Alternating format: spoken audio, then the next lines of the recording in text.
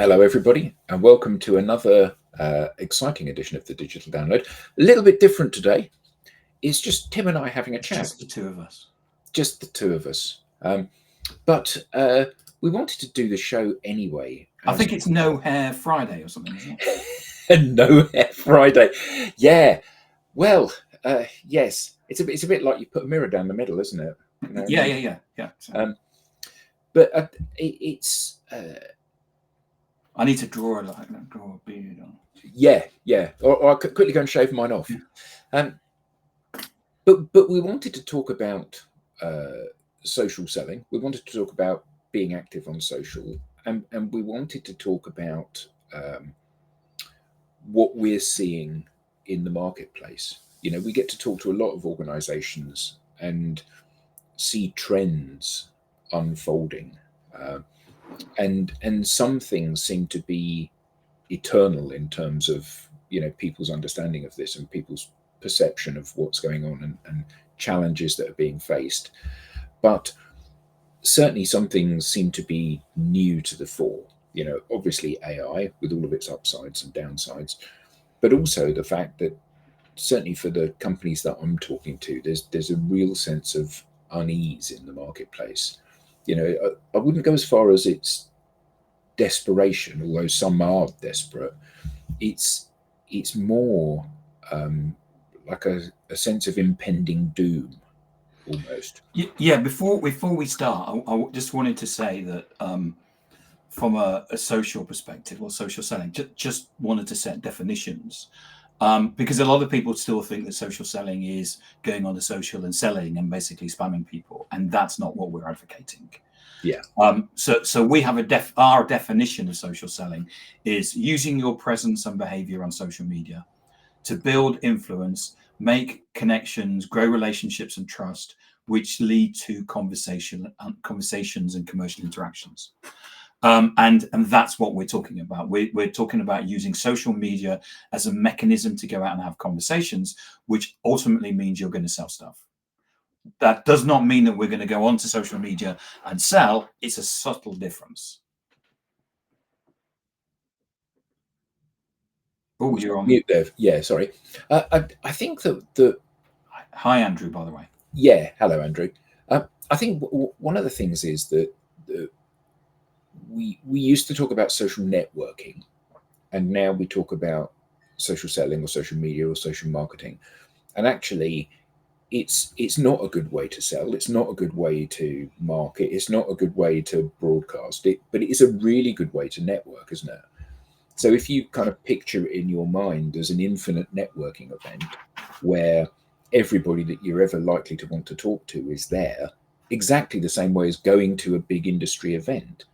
You know, you can walk up to someone and you can either say to them, "Hi, I do injection molding. I can sell you an injection molding machine. It's the best injection molding machine on the market, and it's much more efficient than anyone else's. And this is," or you can walk up to someone and say, "Hi, I'm Adam. Who are you? Tim. Oh, okay. Hi, Tim. What do you do?" And then you build some rapport and have some conversations with people. Yeah, I think that. I mean, I often say to people in presentations, you know, if I could pick you up in my car tomorrow and drive you to a building which was full of a warehouse full of your customers, all you have to do is go up and talk to them. Would you like to go? And I said, you know, put up your hand. And everyone always puts their hand up. I said, well, that's LinkedIn. So what's the gap that's stopping you having conversations with, you know, when you've basically got a warehouse full of your ICPs? Why are you not having conversations with them? And so what's that gap? Well, certainly it's a really interesting point, actually, because certainly what I see is that salespeople, so let's talk about sales because that's one of the big kind of issues. Salespeople are really good at having conversations. They're really good at building rapport. They're really good at building trust. They're very credible. They want to achieve their number. They want to sell things. They want to be successful. They know absolutely how to do all of this stuff. And yet, when they go into the digital world, they leave all that at the door, and they take, you know, the reason that you're more successful than me in this room full of people is because you're better at being yourself and you understand what your USP is and you're more relaxed and you're more friendly and all of those things that make you an attractive, interesting, popular person. And yet in the digital world, people forget that, don't they? They step out there and they say, okay, I've got my script sorted. I've got my mode of attack sorted. I'm going to be constantly closing and qualifying people in or out and all of this stuff, all of which is the absolute antithesis of building relationships and friendships and trust with people. Well, we all hate being sold to. Mm. It's a fundamental truth of being human. We hate being sold to. And then we go onto social media and start selling to people. So we're doing what we hate people doing to us. And I think part of that is a bandwagon bias, which is we see everybody else doing it on LinkedIn. So you said, just before we came live, is that you're currently coaching an organization, and some of the salespeople have basically gone and they've gone onto LinkedIn and gone, well, let's see what everybody else is doing. I'll do that. Mm-hmm. Yeah. So what happens is that you just copy everybody else. And of course, it's very comfortable copying everybody else. It's like wearing jeans. We all wear jeans because we like the comfort of being the same as everybody else. And I think that also happens on social, which is that we see somebody doing something or we see somebody getting 100 likes. Therefore, we're going to do that. I mean, I've spoken to a person. His new CRO basically connected us, and he's getting 200, 300 likes per post. But he's getting no meetings off it. He gets no revenue off it. And he admits it doesn't scale. And I say, well, why do you? He says, I'm spending all my time basically doing this. I said, well, you don't need to be doing, an hour a day. Oh, it's like 12, 14 hours, and you're getting nothing from it. Why? And it's just one of those things. Well, I've seen everybody else, therefore I'm going to do that and copy it. Well, in fact, this company that I was talking to just this week, one of the things that was really interesting about that is so they're quite new to this whole kind of social, certainly from a creating a strategy and a plan and thinking about the actual actions they need to take. And I said, well, first of all, they've got some bad advice. They have a LinkedIn account manager, and the LinkedIn account manager said, well, you just send a connection request. You don't need to put a note in. So, okay, well, is that good practice was the question. So, no, that's very bad practice. And the reason it's bad practice is you've got one chance to make a first impression.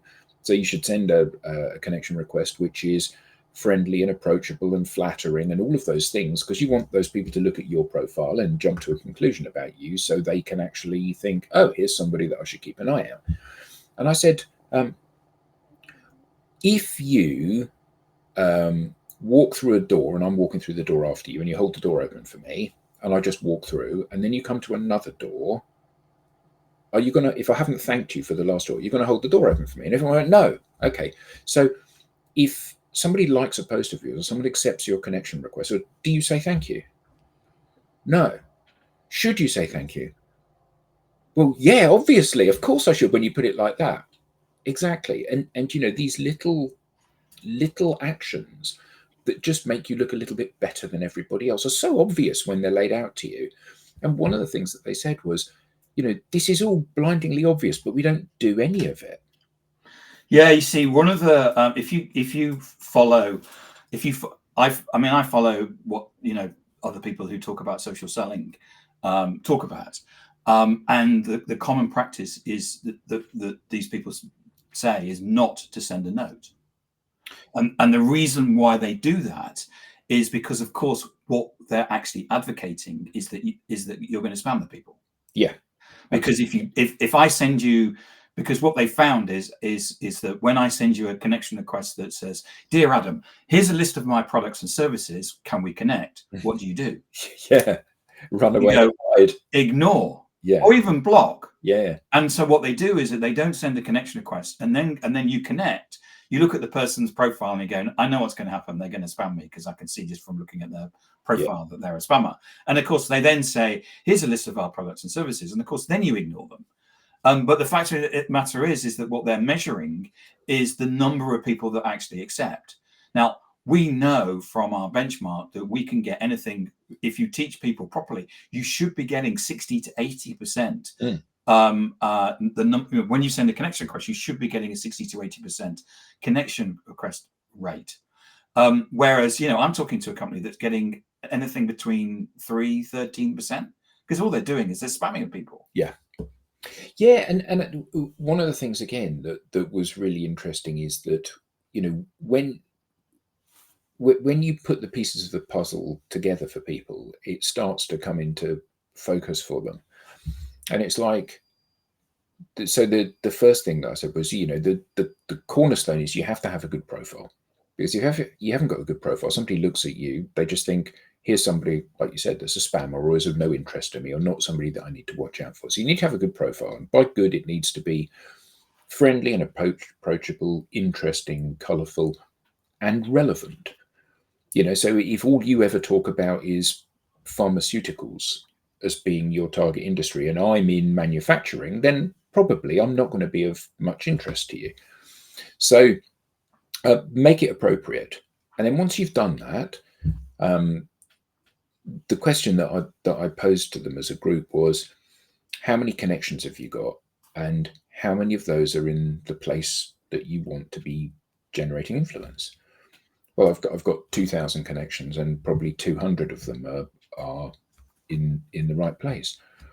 Okay, well, if you send 100 connection requests a week and half of the people accept, at the end of the year, if you just connect to your ICPs from now, and at the end of the year, you'll have another 2,500 people that are in your sweet spot.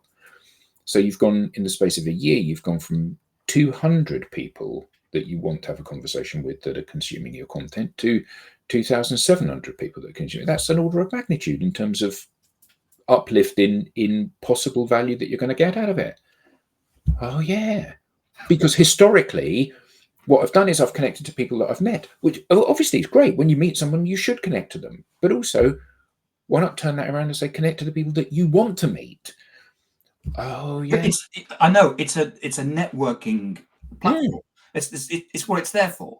Yeah. And Andrew and Ian and all those people that are making comments, I've never met them. But I've met them through LinkedIn. Yeah. And I would say that I kind of know them. And I would even possibly call them friends. Well, yes. So Jan made a really interesting comment here about when we were talking about going into a room full of people. Yeah, part of it is fear, and I think one of the everlasting fears of people is that when LinkedIn has now got 1.2 billion active members, so you're concerned that if you post something and you're wrong or you make a fool of yourself, 1.2 billion people are going to point at you and laugh. That's the fear that everybody has. But one of the things that I said to this company was, don't flatter yourself, because to begin with, there ain't nobody looking at what you're doing. You have to earn the right for that, and you have to earn the right by demonstrating you are listening to people as well as just talking. So engaging with that person's content, and we've all done it, haven't we? Where we've been sharing some content, and somebody likes it, and then the next bit of content they comment on it, and the next bit they like it, and the next bit they like it, and the next bit they comment, and the next bit they like, and then we think eventually, who is this Hughes bloke that keeps engaging with my content? And then they look at your profile, and then they see you everywhere. And that's what we need to do if we want people to notice us. Exactly.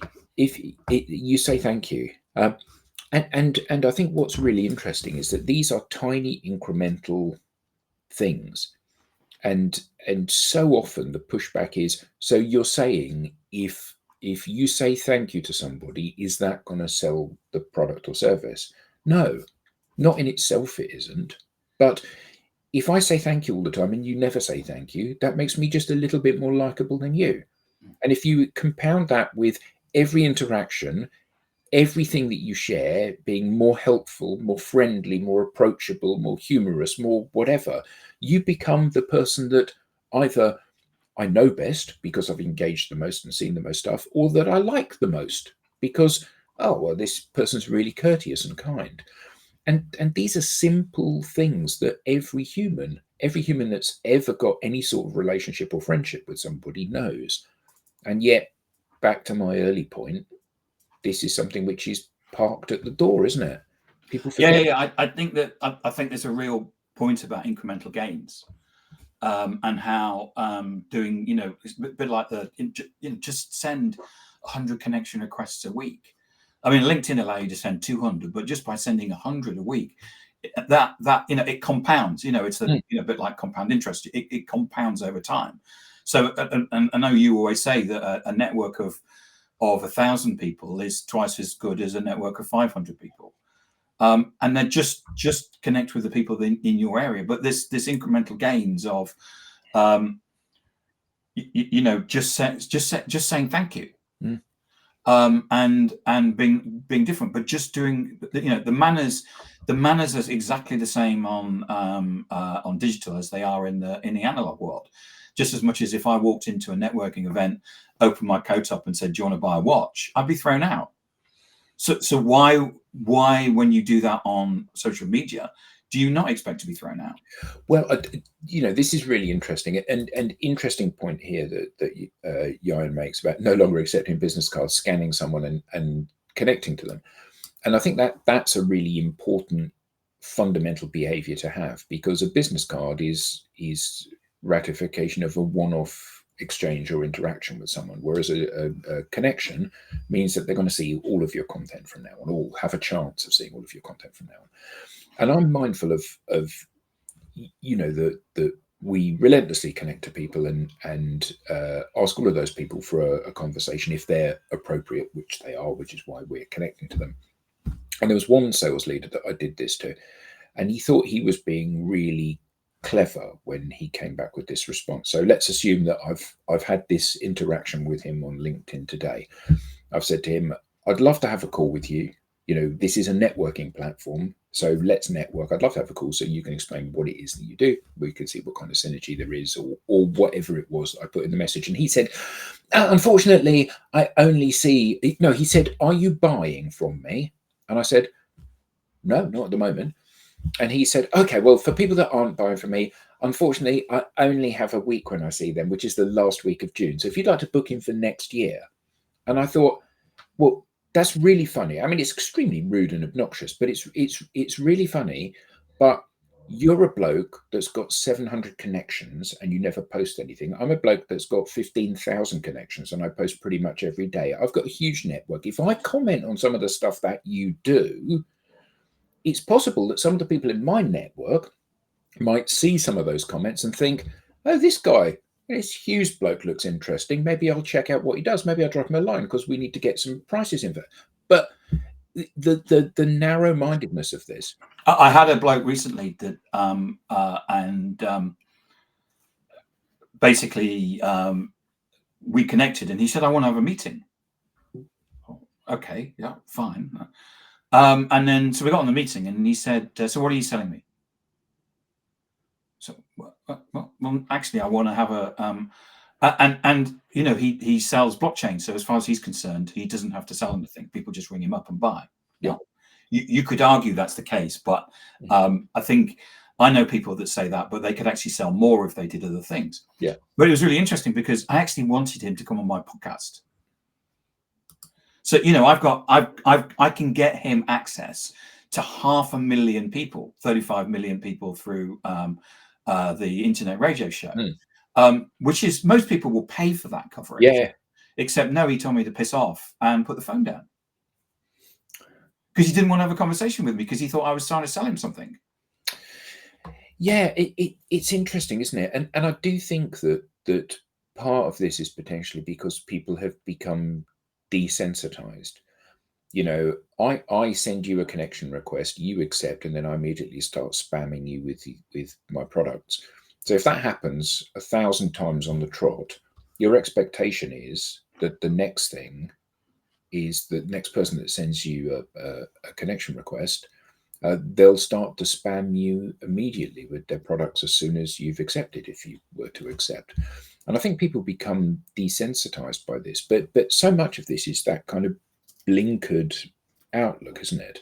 And if you were to throw the if you were to kind of throw the blinkers off and take a wider view of this, we often say about not selling to your network, but selling through your network. And this idea that we, yes, I would love to have you as a client, but yes, I would like you to be either deliberately or by virtue of your actions promoting me out to everybody that knows you and likes you and trusts you. And the way that you get that is by engaging with people. It's like it used to be the case that if Stephen Fry tweeted about your website would go down because so many people would move from that to your website and it wouldn't be able to handle the bandwidth.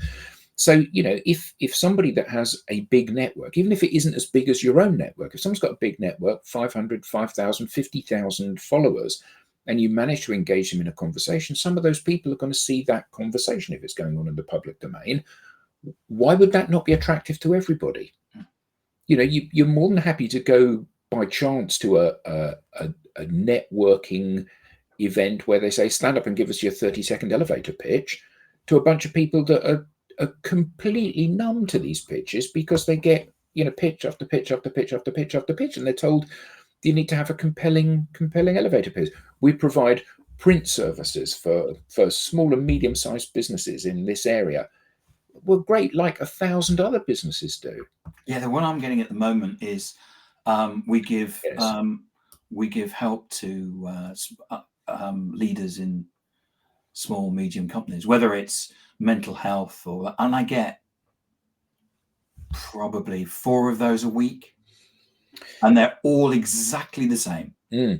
So the one that I've got at the moment, and I'm going to write a post on this actually, I have received a number of connection requests that say, bear with me, caller, they say... Is it the same connection request? It is from different people in different countries. Because the other thing, while you're finding it, the other thing is that I'm connected to a whole bunch of VCs who help startups, and basically they put out and say, this is the pitch decks you need to use. These are the emails that you need to send to VCs. Just like, are you really advocating that we send the same email and the same pitch deck to a VC? So come on. If you had any of these recently, hi Tim, I noticed your post. Is it possible to send me more information about your services / coaching programs? Would love to connect and learn more. Yes, so of those. Yes. So the change that's happened is that they're either using AI or whatever, but whether it's spam email or it's a connection request, the first sentence or 2 sentences will be about your business. I saw this post and I or I saw your company and isn't it great that you're and then they basically pitch. And clearly there's either a marketing profs or someone out there, there's a multi-billion industry basically teaching people how to send spam emails, and it's clearly the new best practice, and I guess it probably works. And by the way, I don't ever respond to spam emails. No. Anybody who sends me says this is my list of products and services, and this is I never respond. I create rules, and they go into the waste paper bin because I'm not interested in spam email. No, but would do people really buy from spam emails? I mean, come on. I guess somebody might. Well, I guess so, but the rate is so low. If you send out 1 million, maybe 10 of them are in the right place at the right time, and people do buy or at least ask for more information.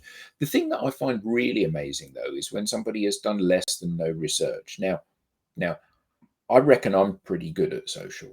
I mean, you might argue that there are people that are better in the world than me.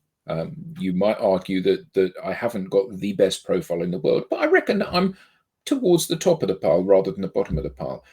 Over the last year, I've probably had 50 emails from people offering me help in using LinkedIn. Did you know that LinkedIn is a great resource for generating conversations? Yeah.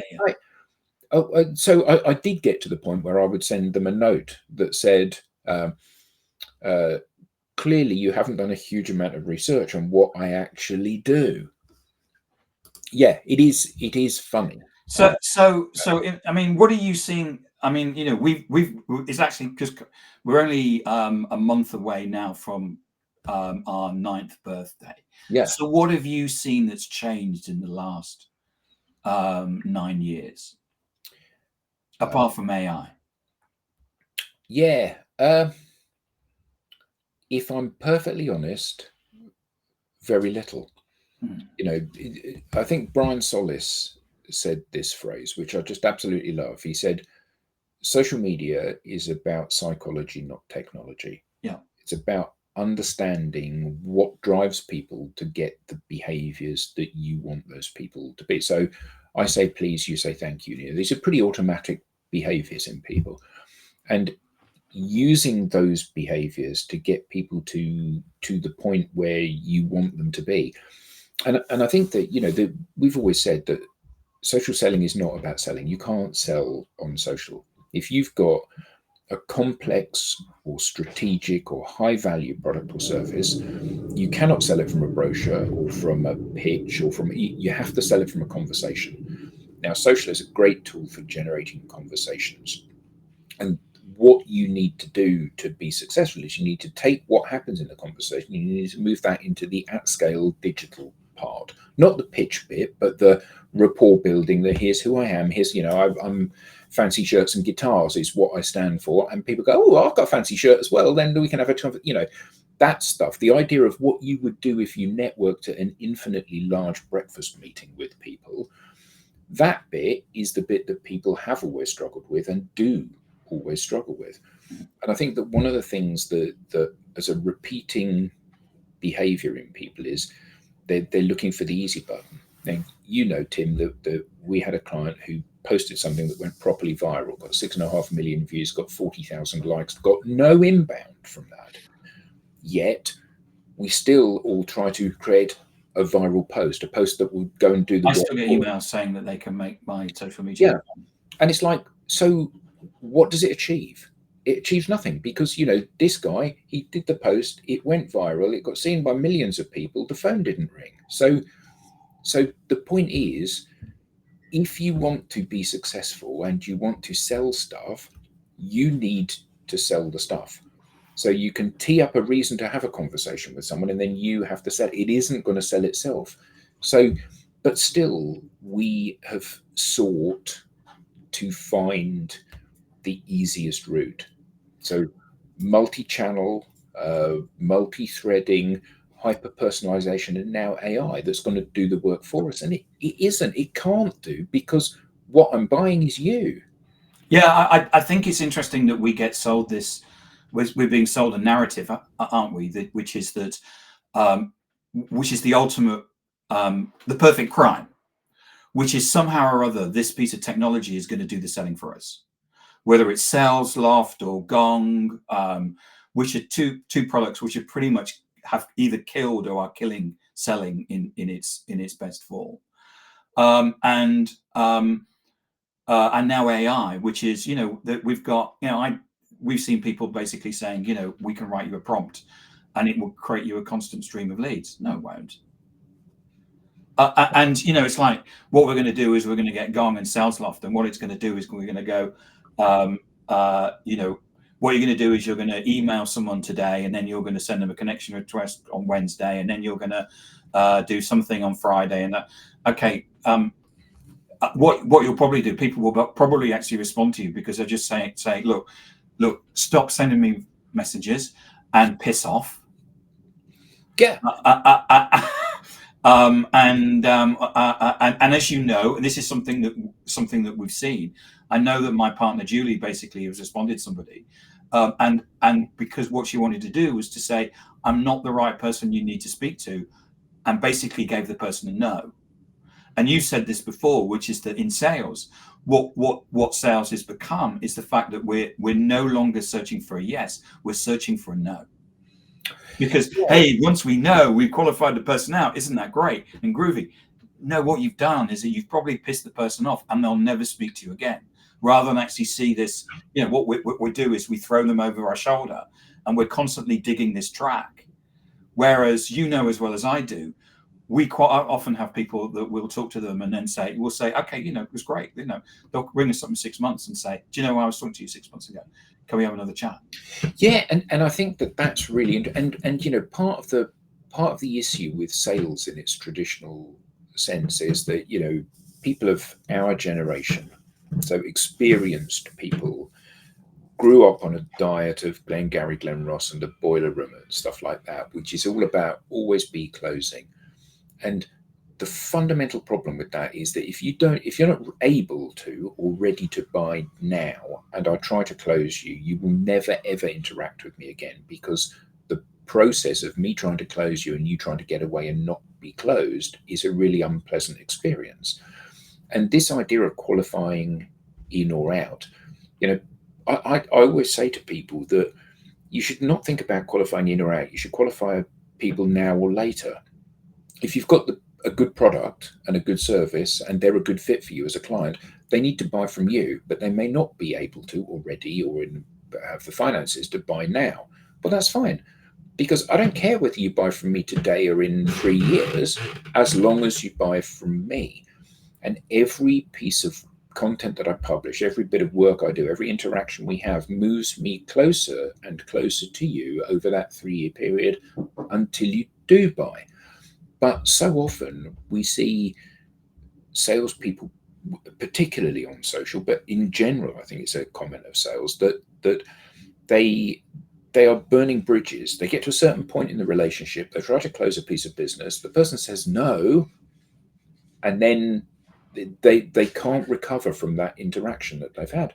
And I got an approach from somebody just the other day, somebody that in a past life we had a bust up with, and they sent me a message saying, yeah, we need to talk. Yeah, because actually the bust up was not generated by us, it was generated by them. It was, we're kind of like, yeah, it's okay, they'll calm down, it'll all be all right in the end, because it is always all right in the end, isn't it? Yeah, I mean, one of the things that we've seen change is, unfortunately, we get, as every day goes by, we get proven more and more that we're right. Sorry. When we first started off 9 years ago, the CEB, they hadn't been bought by Gartner at that point, was saying that people were now 50% of the way through the buying process before they actually contact a supplier. We've now seen from 6 Sense that people are now 80% of the way through the buying process. And I have people that say, nah, that's rubbish. We're 100% of the way through we know. And actually the 6 Sense report actually say that once that people are 80% of the way through the buying process, they know which company they have. And it's really just about, we've got a short list of whatever it is. But that's actually been accelerated because now Forrester is saying that 85% of people are now using AI as a way of generating the shortlist. And of course, what AI will do is actually summarize everything that's out there on the internet, and we'll bring it all together and actually give you the shortlist. So you don't even have to think about what the AI will basically, and still people are out there thinking, I've just had an organization that said, oh no, we need to concentrate on our messaging and our branding. Okay, why? Because nobody cares. Because the only people that does care is OpenAI. They're the people, by the time that some buyer has basically done the research, that they understand your brand story through the AI, not by looking at your website or looking at your and the only way that you can get around this is by building relationships with people ahead of them basically doing the research. And so we have more clarity in terms of the research, which is the buying process is for B2B enterprise. The buying process is 12 to 18 months. The selling process is 3 months. So this is not Tim Hughes making this up. This is various bits of data that show, and that's having that clarity.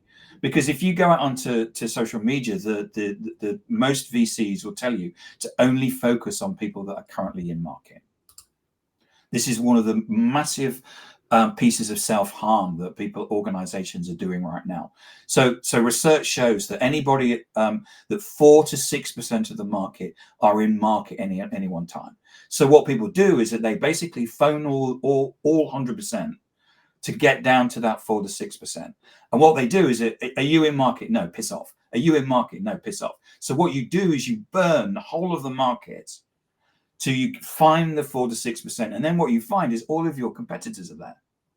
But you've also found that at the point that you reach out to them, they've already made their decision. Well, yes. Well, so as you basically find the people in market and you say, are you in market? Yes. Okay. And what happens is that as all your competitors are there, and the thing about buyers is that buyers don't understand your messaging, they don't understand your branding, and they don't care. What they see is this blur of, I'm buying an email marketing system. They're all the same. I'm buying an ERP system. They're all the same. So what happens is that we've got an ERP, we've got an HR system, we've got a bunch of nice people, and we've got a price. If you're only selling to in-market people, the only differentiation you have is price. And therefore, the only way that you're going to win is just keep dropping your trousers. Yeah. So you're in this position where all of these SaaS founders are in this position where people are burning through and pissing all of the market off just to find this one nugget of gold. When they're there, everybody else is there, and they have to drop their trousers. But they can't go back to the rest because we've pissed them and that's the point, isn't it? Because you've annoyed 95% of the market. The 5% that are buying this quarter buy this quarter, and then you have to go back to the market, and then you're immediately 3 months later going back to exactly the same people that you annoyed 3 months ago. Yeah. And surprise, surprise, they don't want to talk to you. Yeah. But, and the thing is that we know that 94% of the people may not be in market, but it actually takes very little time, an hour a week. I mean, come on, salesperson has an hour a week to invest in the future, an hour a week to invest in that, building relationships and trust with those people. And we know once those people are in market, you will be the person that will be at the top of because you would have built a relationship, and you will be the natural choice. And you've got the ability to actually sell stuff at higher margin. Yeah. So, did I bring my soapbox along with me today? No. That's fine. We all love a good soapbox. But I think that one of the things that, and the drum that we've been banging for 9 months is that the answer to this is simple, not easy, but simple. You train everybody in your organization to be open and friendly and connective and helpful on all of the platforms where you have some presence and some control over what happens. So by that I mean that if I produce a directory of organizations that do certain things or have certain products or services, I'm in control of what goes into that. You're in control of what goes into social. So if you're a company of, let's say, 1,000 people, and you've got 1,000 people, all of whom have great profiles on social, as a buyer, or even as an AI bot, I would look at the company and I would go, well, here's a company of 1,000 really interesting people that seem to be doing exactly what the PR team is, whitewater rafting and horse riding and charity donations and whatever. They're doing all of that stuff, which is great for the how I feel about doing business with the company. I've got 1,000 interesting people rather than 1,000 dull people. If all of those people are publishing content, AI is going out and looking for this content. So you can say, look, there's a diverse range of content here, but all of it is basically saying the same message, which is customers are really happy when they buy our product. It deals with these particular issues. I mean, it's an obvious step forward, isn't it? Or alternatively, what you can do is you can do a series of one-to-one cold calls that aren't answered, and you leave them messages on people's voicemail that they never respond to. Yeah, it's interesting because what we're trying to do as a business is in effect go out and get as much influence as we can. And the what people have always done is, the answer has been, what we're going to do is that people are going to go to Google. We're going to buy our way up Google, or what we're going to do is we're going to try and manipulate our way up to Google. The people are then going to go to our website, and then what we're going to do is we're either going to capture their email, and we're going to, through gated content, and we're going to nurture them, or we're going to try and basically create what in America they call a funnel, and try and get people to buy. That's all dead. That died on the 1st of November 2022 when OpenAI basically was launched.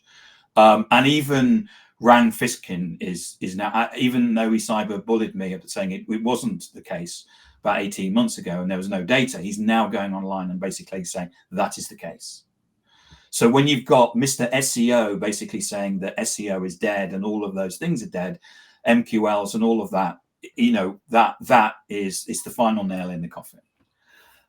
So we're in this situation where we know how this plays out. We know that buyers are going on to AI. We know that they're looking for our products and services. And we know how AI works, which is it will go out and it will search for things.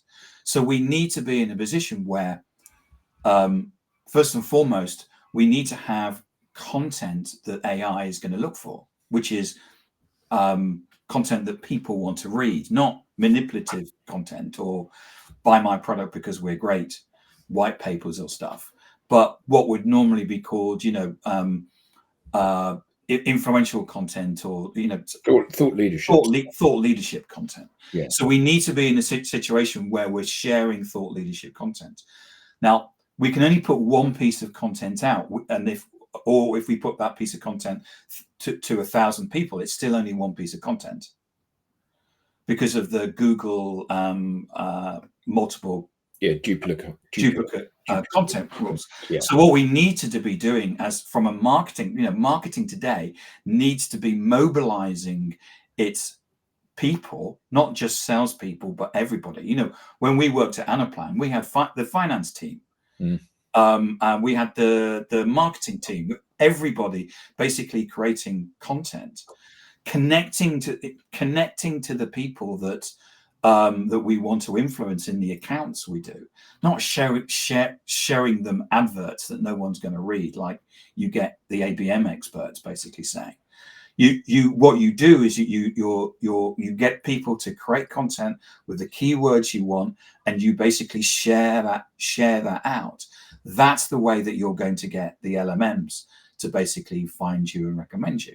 Of course, the back end of that is you need to have your sales team going out and sending connection requests and connecting to the people that you want to influence. Because again, what will happen is if I go to an LLM and I basically build a shortlist of 5, and my mate works for a company that's number 3, I'm going to go to that shortlist and go, no, that's wrong, because I want my mate's company to basically to win.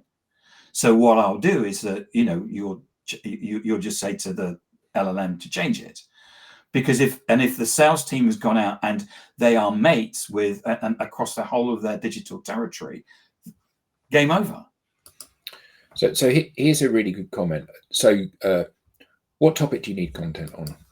Well, the company needs to be producing content that so there are generally 3 pots of content. There's content about what you do. So take us, for example. We are a social media, social selling training organization. So some of our content is about social selling. And that content is needs to empower the audience. Simply saying we're the best at social selling doesn't make it so. We need to prove we're the best. So we put out really helpful, really engaging content that we hope people read and they learn from. The next of the 3 pots is a pot about what you do.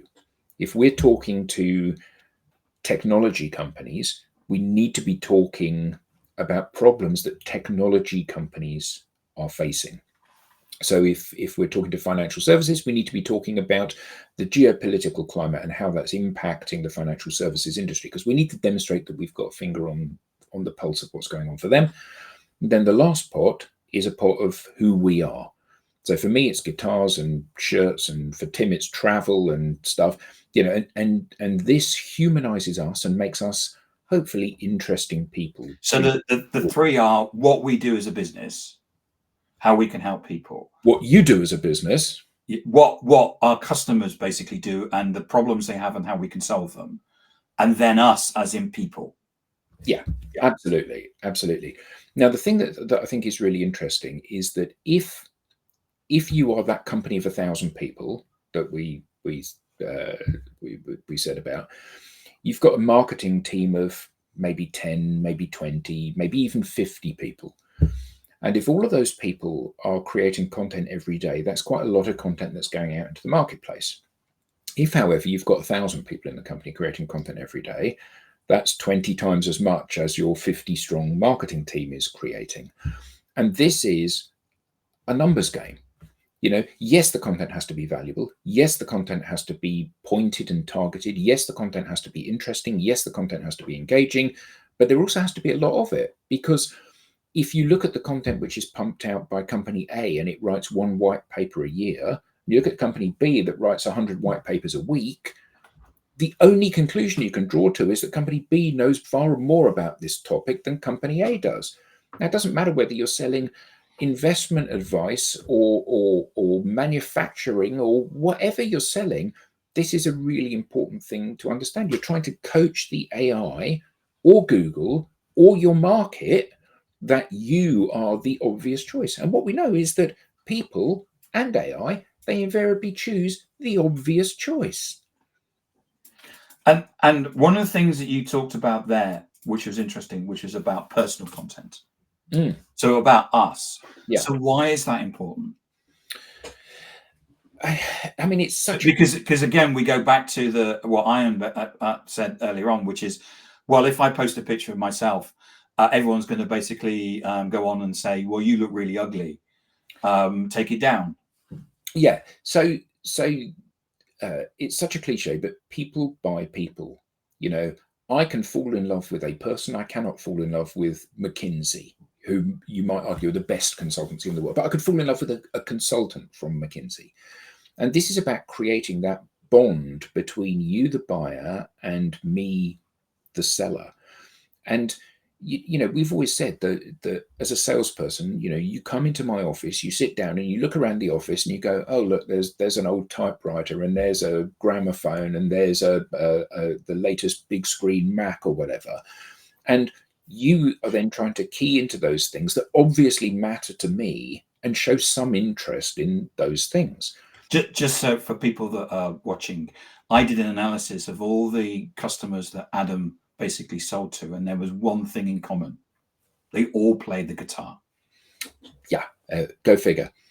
But I think that's actually a really good example, though, isn't it? Because we can bond over that thing, like with you and travel. You can bond over that. It's not like there's an implicit sales pitch in this. It's like, I play the guitar, you go, oh, that's really good. Can you do a different piece? Or can you do this? Or I was really impressed. Or you've got a better voice than I thought you were going to have. Or whatever the message is. And it's something that we can have a conversation about, which doesn't require me, back to Andrew's point, I think, about opening your jacket and showing a load of watches. This is a conversation between two people to build a friendship. Now, if you do, and by the way, if you're watching, we have so much data. We have so much data that can back this up, of people that have been posting, dry brochures and case studies and white papers that nobody cares about, because we know if you read it, what it will say buy my product because we're great. But there was a guy basically rang you up and said, my content is rubbish, and you said, so tell me something, and you said his son's learning to be a PADI diver. So you said, put a picture of your son and explain about the fact he's going on this journey to be a PADI diver. So he said, I don't believe you, and he put a picture out. Within an hour, it had 200 likes. Yeah, and he phoned up saying, oh my God, I can't believe that this has happened. But I think what's really interesting is that every single person, if they look back over their own newsfeed, their own LinkedIn profile, and see where they get the engagement, You know, the thing that we see time and time and time again is that reshared content from the company is the worst in terms of the amount of engagement that you get. Content about the company that you write performs much, much better. Content about the company that you write that's got a picture of you in it, like here I am at the exhibition stand, performs better still. And content about who you are performs best. So the day that you will get more messages than any other day is your birthday, when hundreds of people on LinkedIn will send you a message saying, happy birthday, Tim, happy birthday, congratulations, you know. And is, you might argue, well, that's a vacuous waste of time. But the reality is, it is engagement. If you worked in marketing and you got 500 messages in a day from people, you'd see that as a really successful day. What we tend to do, though, is we tend to say, you've just sent me a birthday message. So what? It doesn't mean anything. You're not buying from me. But if you send me a birthday message and you're somebody that I want to talk to, and I then send you a note back that says, thanks very much, I really appreciate that. I haven't actually got that many messages this year. We've not spoken for ages. I'd love to have a catch up with you. You're going to get a far higher hit rate than you would with another outlet. I mean, you talk a lot about the content and the engagement, and I think what people miss is the fact that how to harvest that engagement, because I think what we see is that with that particular individual was that he got 200 likes or something on about his son, and he went, oh yeah, okay, that's great, I've got 200 likes, and then went back to sharing the same boring corporate stuff. Whereas actually, you know, this is, you know, getting 200 likes is modern day prospecting, because what people have done when people like or comment, what they're doing is that they're saying, I have a digital resonance with you, and surely you want to do something about that digital resonance. But more importantly, I think that, you know, if you publish something and you see that you get 1,000 impressions on it, you don't know who the 1,000 people are.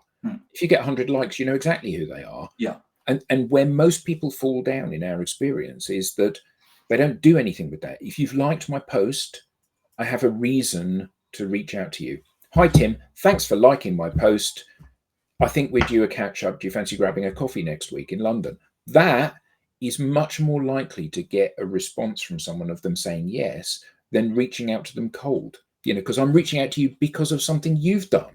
You dropped a like. You wished me a birthday message. That's what's important, isn't it? Yes, absolutely. And this is about basically getting a conversation.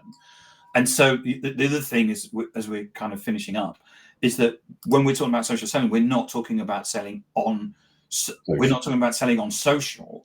What we're going to be doing is that we're going to be using social as you said earlier on, as an ability to scale and have conversation. You'll have a number of DM backwards and forwards, and then what you'll do is pop the question and say, let's go on a call. Yeah.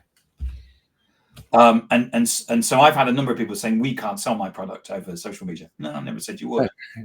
But you'll sell it if you basically take people to Zoom or Teams or whatever. Yeah. And the other thing is that, you know, we have to teach sales team after sales team how to have conversations. I mean, it's now we actually found it in a client of ours. They got loads of meetings and said the meetings go nowhere, and we actually then had to build a program to actually teach sales. So thank you very much for coming on the call, Tim. I really appreciate it. I love the fact you've got the gramophone behind me. Let me give you a quick product demo. Yeah. I wonder why that doesn't go anywhere. Yeah. And what we have to do is we now, it's now become part of the program, is which we teach salespeople actually how to have meetings, and I can guarantee you that when they have that meeting, the other person will actually say to them, they don't say it in these words, but they will actually say, pitch to me. Yeah. Can you imagine, you know, every single meeting so I can get you shed loads of meetings, and every time you go on a meeting, that your buyer will basically say, pitch to me. I mean, this is like you've died and gone to heaven. So as a follow-up, was a final way of rounding this up. I'm mindful of the words of a client that we did some coaching with in Singapore, JP Francon, sorry. JP, yeah. and he said, I'm having to cut down the number of posts that I do because I'm having too many meetings, which I think is just the most wonderful thing to hear from a client. Yeah. I mean, his PA basically said, you need to stop creating meetings because you've got too many.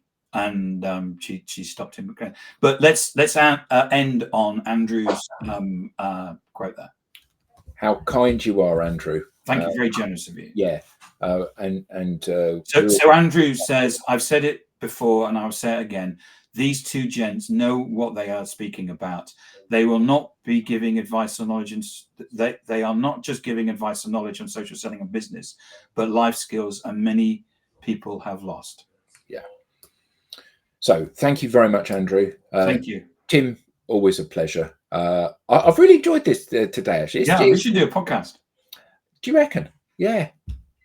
So we would normally have guests on, but we didn't have any guests this week, probably because it's the 4th of July. It's the 4th of July, isn't it? And everyone on the other side of the Atlantic is obviously. So OpenAI, the AI people have given their people the whole of the week off.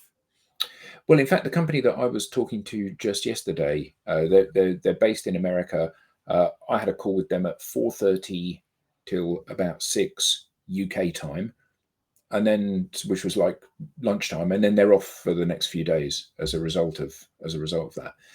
So if you would like to come on as a guest, or you know somebody that would like to come on as a guest, please scan the QR code. Oh, hang on, that's a better one, isn't it? Please scan the QR code. And in the meantime, thank you very much for tuning in to The Digital Download, the longest running weekly business talk show on LinkedIn Live, now officially syndicated on TuneIn Radio through the IBGN network. I think that's right, isn't it? Yeah, it is, yeah. So thank you all very much indeed. And until next week, have a lovely week and a lovely weekend, everybody. Enjoy the weather. Bye-bye. Bye, everybody.